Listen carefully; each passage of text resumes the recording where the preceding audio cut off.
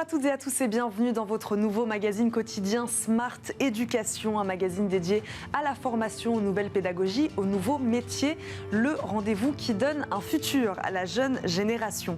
Zoom aujourd'hui sur le mentorat, une pratique qui existe depuis longtemps outre-Atlantique. En France, le président de la République en a fait le fer de lance de la reprise. Le 1er mars 2020, dans la continuité du plan Un jeune, une solution, le gouvernement crée le dispositif Un jeune, un mentor. Que vous soyez étudiant, professionnel en exercice, vous pouvez être accompagné pendant votre parcours scolaire, dans vos choix d'orientation ou en phase d'insertion professionnelle par un mentor. Deux experts de la pratique nous accompagnent aujourd'hui. Anne Littic, fondatrice de Haut Potentiel, est avec nous. Bonjour. Bonjour. Merci d'être avec nous sur le plateau de Smart Éducation. Sylvane Lavallée, étudiant à la Web School Factory, cofondateur également du compte CID, nous accompagne. Bonjour. Bonjour. Merci à tous les deux d'être là. Anne Littic, citoyen, entrepreneur, professeur, tout le monde aujourd'hui peut être mentor? Peut être mentoré, c'est sûr. Peut être mentor. Je pense qu'il faut une certaine expérience peut-être professionnelle, un peu de maturité psycho-affective, se rendre compte un peu de ce que c'est la vie. Enfin, à 15 ans, je ne pense pas qu'on puisse être mentor, pourtant des citoyens. Non, mais en tant que professeur, chef d'entreprise... Ah, professeur, je pense que oui. Après, c'est une question de posture aussi, le mentorat. Donc, je pense que beaucoup de personnes peuvent être mentors, parce que beaucoup de personnes sont au moins une marche au-dessus de plein d'autres personnes et qu'elles peuvent les aider à ce titre. Anne Littic, je le disais, le mentorat d'entrepreneur est apparu dans les années 70 dans les pays anglo-saxons. Pourquoi la pratique ne se développe-t-elle que maintenant en France? Vous allez peut-être me dire autrement, différemment, que vous, ça fait longtemps que vous le faites. Enfin, en tout cas, moi, je suis née dans les années 70 et j'ai 53 ans aujourd'hui. Et ça fait un moment que je fais du mentoring, en effet, ou du mentorat. Parce que je suis coach. Et donc, j'ai toujours accompagné des gens plus jeunes que moi à monter les échelons qu'il leur faut pour pouvoir réussir leur vie professionnelle. Voilà. Donc, aujourd'hui, je suis dans le cadre d'un processus de mentoring qui est organisé par une école de commerce qui s'appelle l'EM Normandie, que j'ai fait il y a très longtemps.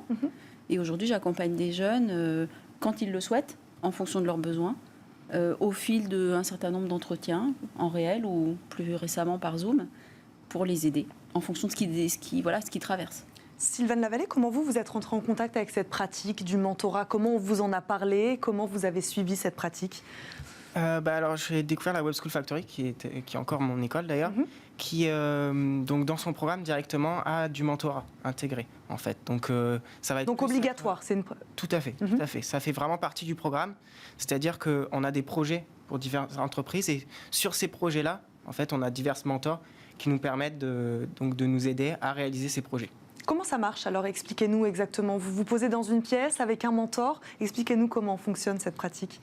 L'idée, c'est que ça vient en complément, en fait. C'est pas le mentor qui fait le travail à notre place, c'est pas le mentor qui fait le cours.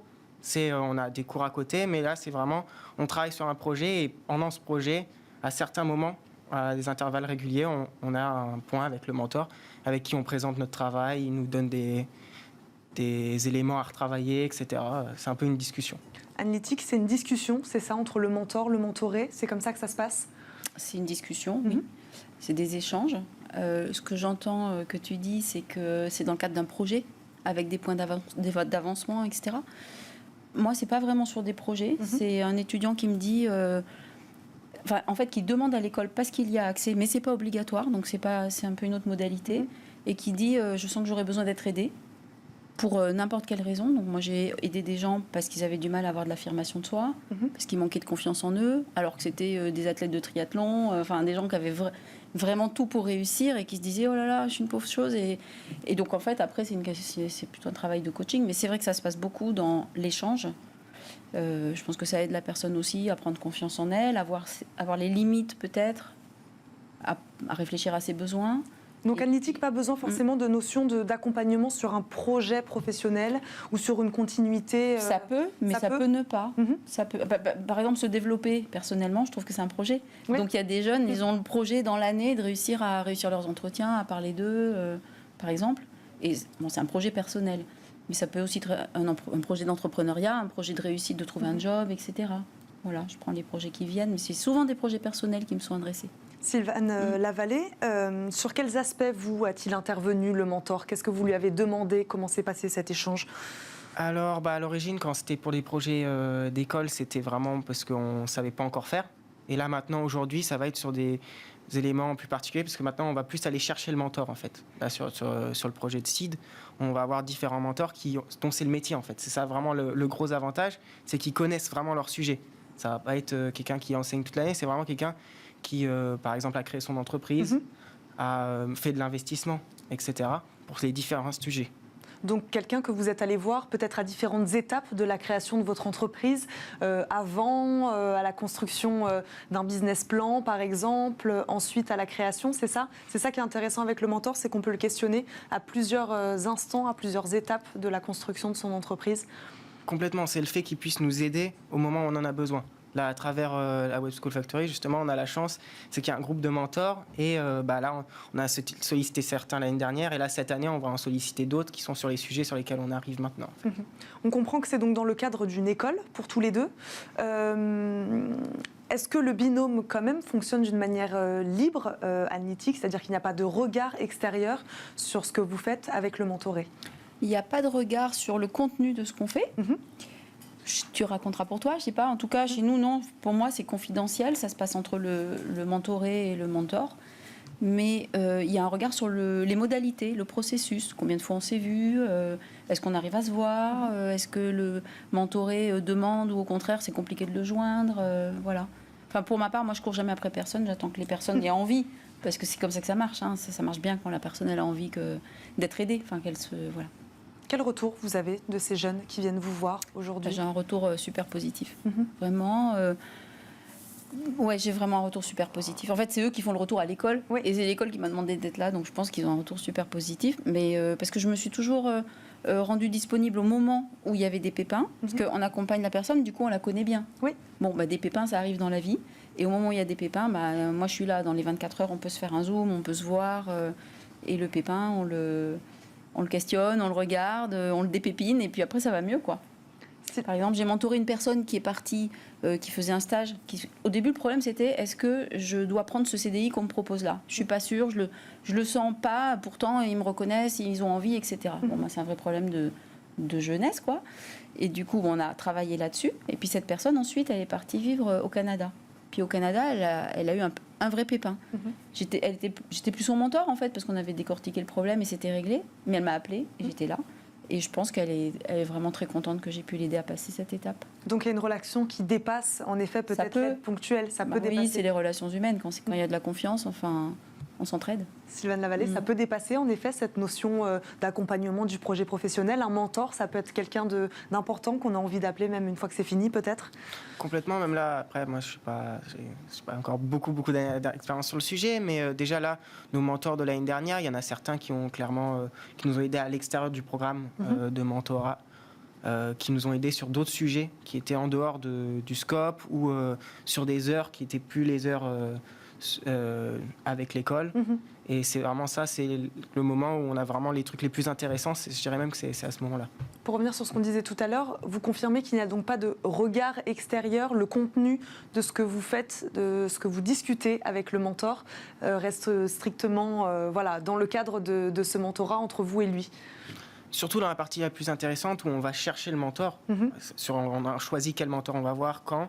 À ce moment-là, oui, clairement. Parce que justement, c'est nous qui apportons le sujet. Donc forcément, il n'y a pas besoin d'avoir un regard vu que l'objectif, c'est juste du partage de connaissances, clairement. Anne Nittic, on me disait, vous travaillez donc au sein d'une école. Pourquoi c'est intéressant de le faire dans ce cadre-là, plutôt que dans un cadre peut-être extérieur, pas forcément avec des étudiants ou des gens qui feraient appel à vous dans un cadre extérieur? Pourquoi c'est intéressant ce cadre, être entouré par une école? Soit dans une école. Oui. Bon, l'EM Normandie où je le fais, l'école forme les mentors. Donc en quelques heures ou par des petits échanges de pratiques, en fait, on peut confronter nos modalités de pratique, comment on s'y prend, jusqu'où on va dans le conseil, quelle liberté aussi complète on laisse à l'autre, de manière à être sûr d'être sur la même vibration, la même longueur d'onde. Donc ça, je trouve que c'est bien parce qu'il y a toute une équipe de coachs et de mentors dans cette école. Je pense qu'il y a plein d'écoles, je ne sais pas, mais en tout cas, moi, je connais celle-là. Il y a des personnes qui s'en occupent au sein de l'école. Donc, elles sont aussi garantes de passer les bonnes pratiques, d'organiser des choses, de favoriser peut-être les mises en relation. Ça donne une structure. Ça donne aussi une éthique. Et puis, ça fait que c'est pas n'importe quoi, n'importe où, open bar non plus. C'est parce que c'est important qu'il y ait un cadre, je pense. au mentoring. Oui, parce qu'il faut un cadre, on a l'impression qu'il y a beaucoup de discussions de l'ordre, donc pas forcément d'un accompagnement projet professionnel, c'est ce que vous disiez, de l'ordre des soft skills, presque la confiance en soi, ça peut être ça. Comment, je sais pas, cadrer justement ce type d'accompagnement, est-ce que c'est facile de le cadrer, ce type d'accompagnement? Moi, c'est mon métier parce que je suis coach, donc on ne peut pas travailler si on ne met pas un cadre précis. C'est pour ça qu'avant de commencer, c'est vrai que les demandes qui arrivent, elles sont très variées. Je connais des personnes qui sont mentors de création d'entreprise. C'est de la création d'entreprise. Moi, c'est un peu plus varié. On comprend que les demandes de mentorat sont multiples. Elles peuvent être multiples, je pense. Ouais. Et le résultat, c'est que quand moi, une demande m'arrive, la première séance, elle sert à préciser le besoin. C'est bon, tu arrives, tu veux un mentoring, ok, mais de quoi? Pour faire quoi? C'est quoi ton objectif? À quoi tu verras que ce sera réussi? Et du coup, moi, je dis, je pense qu'il faut au moins qu'on se voit 2, 3, 5 séances, je ne sais pas, peut-être sur 3 mois, peut-être sur 6 mois. Puis après, j'informe l'école. Et puis, voilà. Et quand ce premier objectif est terminé, normalement, c'est bon, c'est réglé. Et après, comme il y a une relation de confiance, comme je le disais tout à l'heure, on peut rester en relation. Mais il y a un contrat, il y a une demande, derrière, il y a des besoins. Et puis, du coup, il y a un cheminement pour répondre aux besoins. Voilà, qui peut être très technique, parce que les soft skills, ça a l'air abstrait, mais en fait, c'est aussi super technique. La création d'entreprise, c'est technique, l'avancement de projet, c'est technique. Voilà. Je pense que c'est important de clarifier les points au début pour ne pas avoir de mauvaises surprises et pour pouvoir checker au fur et à mesure que ça marche pour les deux, quoi. Sylvaine Lavallée, est-ce que vous avez travaillé sur ces soft skills, ce qu'on appelle dans le monde de l'entreprise, c'est-à-dire est-ce que ce mentor vous a aidé à apprendre sur vous, à peut-être prendre confiance en vous, si c'est un ancien entrepreneur, c'est aussi des choses qui peuvent vous apporter également, en plus d'un aspect très pratique de la création de l'entreprise. Ouais. Tout à fait, mais je pense que c'est pas la partie qui nous a été le plus utile pour nous en l'occurrence, parce que c'était pas notre problématique de ce moment-là. C'est l'intérêt du mentorat, c'est que ce soit de problématique de la personne. On a été mentoré là-dessus. Moi-même, je continue à mentorer les gens, même si c'est justement pas... ça fait pas partie d'un organisme ou quoi que ce soit, mais l'idée, c'est de pouvoir mettre en place le mentorat, même dans notre entreprise qu'on est en train de créer, en fait. Là, on a déjà commencé Vous avez bénéficié du mentorat, voulez-vous aussi faire de cette pratique Tout à fait. Auprès de qui? Des plus jeunes? Autour des gens autour de nous, déjà les gens dans notre entreprise qu'on est en train de créer. L'idée, c'est de les faire rentrer et de les mentorer sur les sujets qu'ils ne connaissent pas encore. Et inversement, eux peuvent nous enseigner des choses sur d'autres sujets. Et aussi, à travers mon école et l'Étape Design, qui est une autre école liée à la mienne, où cet été, du coup, j'ai fait du mentorat avec une deuxième personne de ma classe sur les mêmes sujets que nous, on avait été mentorés il y a 3-4 ans.